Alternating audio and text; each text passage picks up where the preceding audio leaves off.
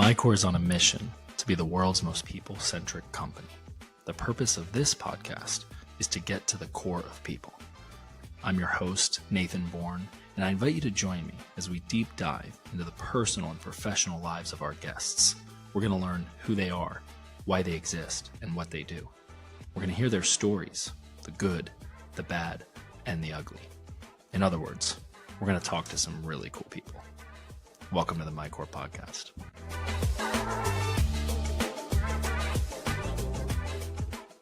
Hello. Nathan Bourne here, your host of the MyCORE podcast. It is December 4th in the year of our Lord, 2025. Amazing to think that 2025 is almost over. 2026 is upon us. And much like your Spotify Wrapped, this episode is a solo episode. I'm here in my new studio, my new space, and I'm just going to reflect on my year, reflect on the year that we've had together on this journey in life and in business, and share with you what I've got going on and crack-a-lack-it and hopefully bring some inspiration to you, bring some insights, and give you a little bit of what to look forward to in 2026. So I really locked in this year in 2025 and decided that content creation, podcasting, writing, creating was going to be a primary focus of mine. That's in addition to continuing to be the founder and CEO of MyCORE and a father of four, and now a single father of four. That's a big life event from this year. I am going through a divorce. I haven't talked about it too much. I don't know that I want to, but I'm getting more and more comfortable with just sharing that reality.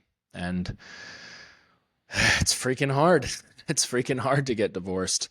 I know that half of us are divorced, sadly will be divorced, but it doesn't make it any easier. And if you know my story, this is not the first time I've been divorced, and not even two different people. I was married in 2012. We divorced in 2016. We reconciled, and now we're getting divorced again. So that's tough. It's kind of like PTSD meets new pain. And the onset of it, I kind of thought, well, okay, I've been here before. I'll be able to navigate this. You know, I know the challenges. I know the feelings, but I don't know. It's like a physical injury or something. It's like if you break your leg, it heals, and then you re-break it. It doesn't hurt any less. In fact, it might even hurt more because you're that much more afraid to use it again or be able to trust its strength, or will I be able to put weight on it? So it's been tough. That's been really hard to go through and process and to just navigate. So if you are out there and you're struggling maritally, if you are in the middle of a divorce, if you're facing a separation, I feel for you. It is brutal. It is not something that I wish upon anyone. But there's hope, right? There's hope for the future. And plan B, none of us set out to be divorced. We didn't think, okay, this relationship will definitely fail. Let's get married and have kids and pretend for a while, right? We went into it believing in happily ever after, but things happen, and you got to deal. And we change, and sometimes we change together, and sometimes we don't. So there's not an exact response or an appropriate way. I don't think there's a manual, and I think we're all going through it in our own way. Some people feel like they need to share that more publicly. Others are incredibly private about it. I don't know. I'm somewhere in between, right? So if you are facing that, if you have faced that, I feel for you. I'm going through it, and although it's not my first rodeo, it is no less painful. So that is a burden that I've been carrying, and just a weight, a heaviness on my heart. I have chosen to keep going, though, not let it shut me down. I have moments where I'm like, shit, I don't know how I'm going to get through this day or through this night. But I put my trust in God. I put my faith in him, and I ask him to give me strength, to give me patience, to give me renewal, to renew my strength, to give me peace, the peace that surpasses all understanding. And my boy has not failed me yet. It doesn't make it disappear, but I can still find peace and identity and purpose.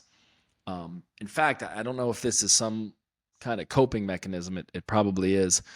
But I've found that some of my biggest breakthroughs, when I dig in and take my life to the next level, is when I'm in major hardship.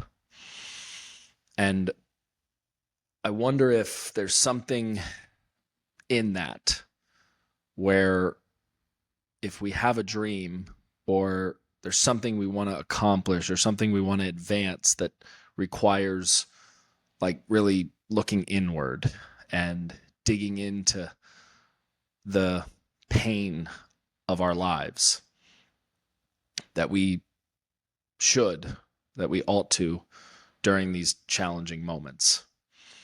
It's weird, 37 years I've been doing this thing called life. I've been on a path of personal development and leadership development, and been an entrepreneur for about half my life. And every time I look back and think of a moment where something changed, something unlocked, something got like unhinged, sometimes like all the way unhinged, but just sort of loosened up for me, I can track it back to a really, really hard time, to a really, really hard moment. I wish it weren't this way. I wish that my breakthroughs were in good times, that they were when the weather was fair. But for whatever reason, and I'd be curious if this is your experience too, shoot me a message, let me know. It's in those tough times that we find this source of meaning, or energy, or insight, enlightenment. I don't know if it's the distractions of life, that when things are good and hunky-dory, we don't look as closely, we don't seek as fervently, but something keeps bringing me back to these challenging inflection points in my life, some of which were self-imposed, just mistakes or missteps. Other things, they happened to me. They were events in my childhood or my adolescence, teenage years, where I, for whatever reason, faced adversity, dug in, and came out on the other side stronger and better and faster. So I want to encourage you that if you're in a moment like I've been in, frankly, like I'm in, that is tough, that is hard, that is scary, maybe this is your moment. Maybe this is your moment to pause and assess and reevaluate and listen to that still small voice. It might be saying, be still. It might be saying, hey, use this moment to go after that dream, to write that book, to apply for that job, to move to that new city, to reach out to that person, to put yourself out there, to go for it. I wonder, it's almost like when you're down and out, you get this feeling where you're like, I have nothing to lose. Like, I'm already pretty bummed right now. What else could go wrong? And I think some of that edge,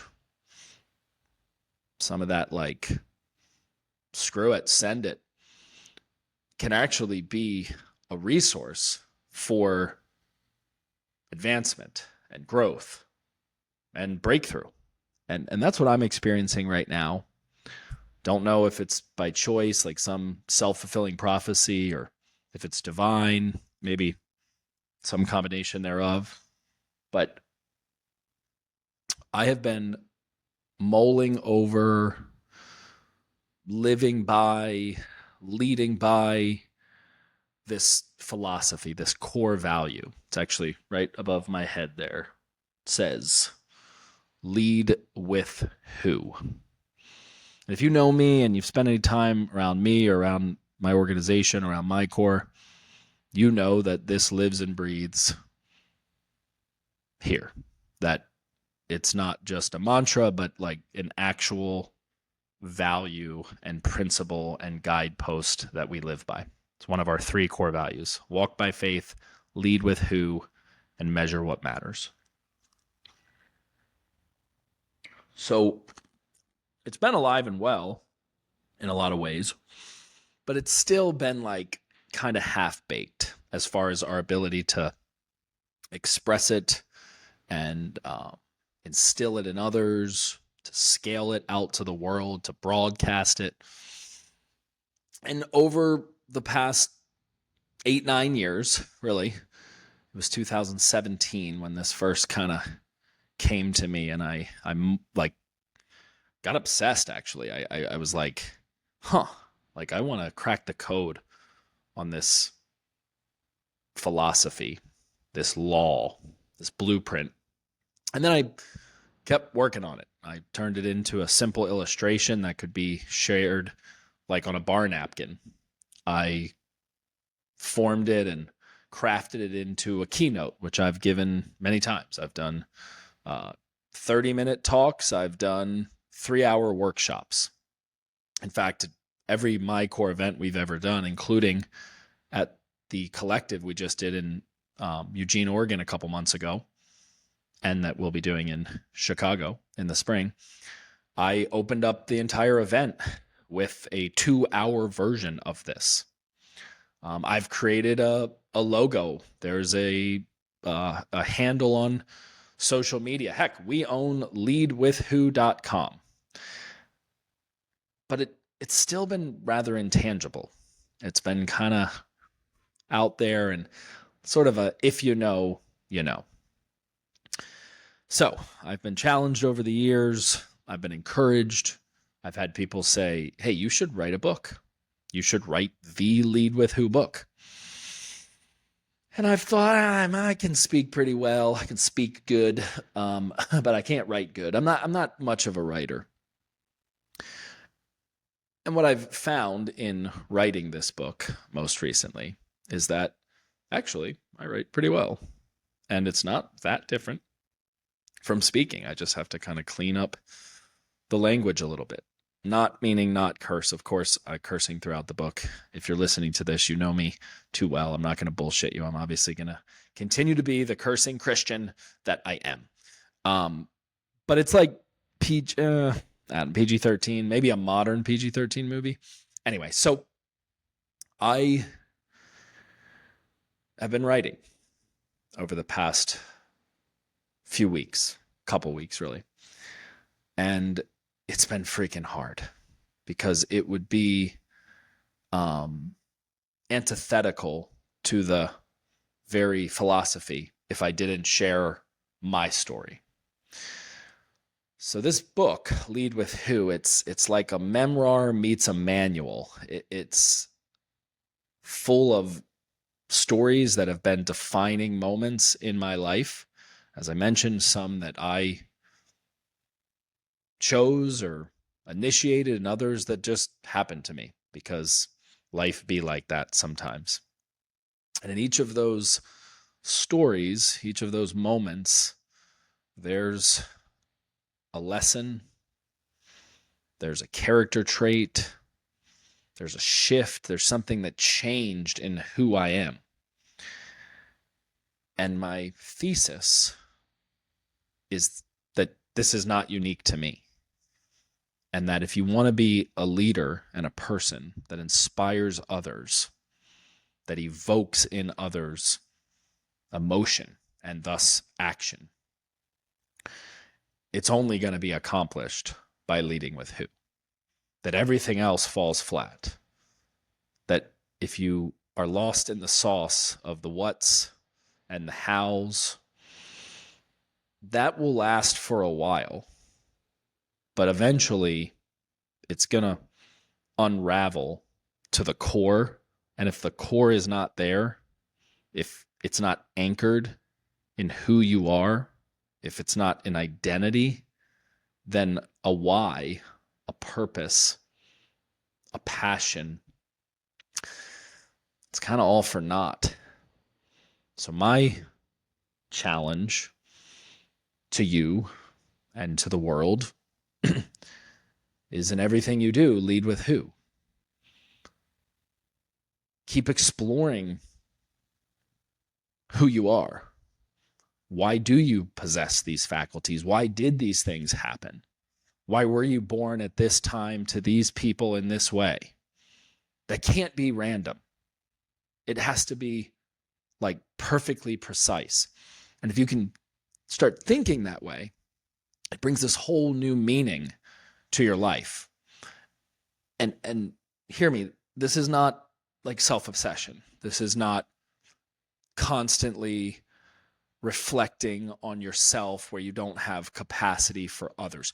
Quite the opposite. It's actually compartmentalizing and sort of sorting through the things about you that are uniquely you so that you can unapologetically lead with this. Both like leadership, but also like put it at the forefront, put it at the tip of the spear of all of your interactions and all of your goals and the circles that you have in your life. And reveal it, like disclose it, divulge it, say like, this is my shit, right? This is the good, this is the bad, this is the ugly. And I'm trying to take the ugly and make it good. And I'm trying to make the bad good. I'm trying to move it all towards betterment. There's something really inspiring about that when you're going through a tough time or you're facing a challenge, or if you flat out screw up, which we all do, and you can be real about it. And you can be raw about it. And you can say, hey, I'm just trying to figure this damn thing out. And it's genuine. It's authentic. Like you really are on a path to better yourself and the people around you. You really are becoming a person of your word. People will get with this. They will be there for your journey. They don't need a finished, perfect product.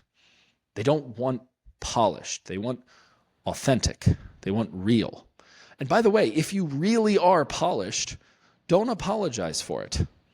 Just start telling the story of how the heck you got so sharp and how the heck you got so polished. And that's part of what I'm doing in this book, because there's parts of me that kind of do know what I'm talking about, that do have it together. There's a whole other side of things that I don't. But for the strengths, I'm not apologizing for them. Because there's a cost, there's a price. Somebody had to pay. Sometimes it wasn't me. Most of the time, it was me. Most of the time, it was you. You did have to overcome that. You did have to face that adversity. You did have to heal through that. And you're still carrying it. And you're doing it pretty darn well. You look pretty good doing it too, right? So being vulnerable and being weak are not the same thing. And I'm afraid that we live in a culture now where we've confused these two things. We are saying, be authentic and be vulnerable, but we're really saying, keep making excuses for the slack ass results in your life, and we'll just mask it in authenticity and being real. Show who you are. Show the progression of who you are. Show that you're better today than you were yesterday, and you're committed to being better tomorrow than you are today. And that isn't skill per se. Can be, but it's patience. It's kindness. It's wisdom. It's perspective. It's understanding. It's also like cause and effect and action and results. You can judge a root by its fruit. So if the fruit of your life is not plentiful, it's not lush, well, then we have a root issue. We have a nutrient issue. We have an irrigation problem. We've got to get to the core and make sure that there's proper flow, that the intake and the input and the things that you're consuming aren't empty carbs. They're not unhealthy or unsustainable. So leading with who is not an excuse to say I am what I am. Rather, it's a reckoning with the uniqueness of you, both in your nature, like what are the freaking odds of you even being born, and then in your nurture, like how long have you been on the planet and what's that looked like? And if you can set your life up and your method and your communication and the way in which you approach problems and the way in which you communicate a message to lead first and foremost with who you're interacting with, who you're impacting, who you're engaged with, and you can bring your who into it, you'll find a connection between the two, and something like magical happens. It's like this spark. It just energizes the limbic system. It energizes the emotional system of being a human. And then something like magical happens where when the relationship is being built without an agenda, without a purpose, without a motive, it will emerge, and then you'll find the why. But don't start with it. That's right. Do not start with why. I'm sorry, Simon. I know this book is going to debunk your entire message. In fact, it's going to pretty much just say, you wrote a book called Lead with Who. You just didn't know it was called that. Because if you've read Simon Sinek's book, Start with Why, it may have inspired you. It inspired me when I read it for the first time in 2017. But I had this like stirring inside of me when I went, he's got it wrong. He's so close. This is like almost there. But every story he shares, every parable he writes about is not a why, it's a who. It's a who matter. It's a who issue.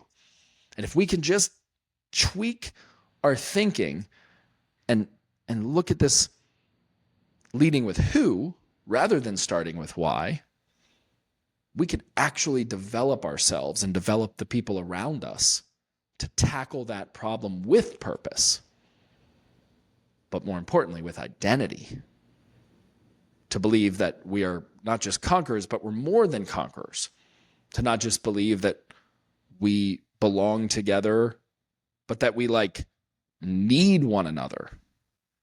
And that collaboration and connection and uplifting one another is a hardwired need in the human condition, in the human experience. And somehow we've gotten away from that. I think we've done it in a lot of different ways. I'm going to unpack this in the book. I'm going to go into great detail. I mean, this is going to be like, when it's all said and done, it's going to be 200 plus pages of deep dive into this philosophy. I'm just kind of word vomiting it right now. But I think it's going to awaken in people something that they've always known, but have shelved it as this like altruistic ideal rather than a hardwired way of life. And I believe I have proof in my life, and I'm going to tell stories of people who have lived this way, who have led with who, and how it's changed the world. It's at least changed their world. But for some of these characters, some of these figures that we're familiar with, it's changed the world. So that's what's got me energized these days. That's part of my coping for the pain that I'm going through on the personal side, as I shared. And I feel like it's overdue, but it's also right on time. So I'm taking this month. I'm continuing to do the things that I need to do to manage my life and work out and be a father. But I've significantly reduced my taking of meetings and my interacting with the team. And we just have a real clear understanding that, hey, for the month of December, I'm going to be locked and loaded and Billy Shakespeare over here just writing and writing and writing from years of experience. What's up, man? I'm in the middle of a podcast right now, but I'm saying hi to my man, Steven, through the window. Hair looks good. And I'm gonna, I believe, deliver a book that completes the Lead With Who brand, that becomes the manual to speak from, that people can show up to the events and have already sort of done the homework. And the student will be ready when the teacher appears because they've already dove into and started to apply this in their life and in their business and in their leadership. So it's exciting. It's daunting, scary, and heck, I mean, I'm having this like tough go as I dive into these stories that I've known them, they're my life, but I've always just kind of shared them in a like, oh, by the way, this happened, or oh yeah, me too. I can feel you there. You got some childhood trauma. Let me tell you about this thing. But to put it into like written form and to publish it to the world and to say like, hey, these are the checkpoints and the inflection points and sometimes just the flat out blows that I took in life that have made me who I am. And if you string it all together, that's me. This is me. It's not for the faint of heart. So I knew that if I recorded this episode and I put it out to you as a coming attraction, that I would be that much more hung by the tongue to finish it and to get her done and to keep diving deeper and deeper into the work. So that's kind of the purpose of this episode, is to share with you a little update on the personal life, to tell you what has me obsessed and challenged and occupied right now, and to let you know that this book is coming. I think it's going to change the way you think forever. I have enough people in my life now. I've gathered evidence. And I always give this sort of disclaimer that when you first see it and you first read it, it might not blow your mind, right? You might not be like, what? No way. I've never heard of that. It might be like, oh, okay, yeah, no, that's kind of how I roll. But the potency and the crystallization of this lead with who mindset, this lead with who mentality, it will start to change everything in your life. You will not be able to unsee it. And I'm looking forward to the reports, the feedback that's going to be rolling in where people say, hey, I thought I led with who, but man, did you open up my mind, and here's some of the fruit to that shift in the root. Here's some of the output to this new input. Here's some of the results in this new, fresh way of thinking, which ironically is not fresh. It's as old as time. but sometimes you just need to hear it in a certain context, in a certain way, from a certain perspective. And for whatever reason, I feel qualified through my life events the past 37 years to be that person to deliver this message. So it's humbling and it's exciting, and I'm pumped to bring it to you and to the rest of the world. So stay tuned. Lead with Who by Nathan Bourne is imminently being published. Thank you for listening today to the MyCORE podcast. I'm weaving in more guests, leveling up some of the people that we're talking to, and going after like stories that are making me feel uncomfortable. Like, damn, this person's way more successful than me, or they're way more capable than me. And I'm feeling like God has equipped me to do that. And then I'm also going to be going on a little tour myself to tap into other leaders' communities that are podcasters. And I want to be able to do that, obviously, with the book. So I can be like, yo, buy my book, bro. Which, will be part of my 2026 strategy and plan, and just kind of the way I plan to continue this journey.